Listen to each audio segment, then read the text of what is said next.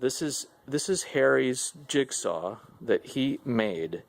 When we first saw this, we thought it was a professional tool at first glance, because this right here looked like steel to us in the dark. But when we started looking closer, it's actually laminated 2x4s or some other wood that's been put together, and the top here is made from pipe pieces, gas pipe,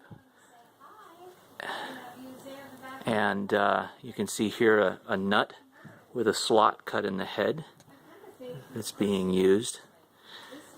The hand-turned pulleys down here underneath, which Harry made on the lathe that we recorded in the other video, and this guy fires up and works.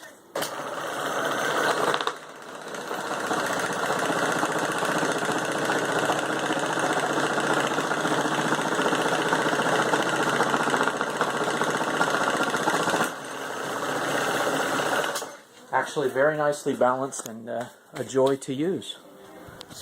Tribute to Harry.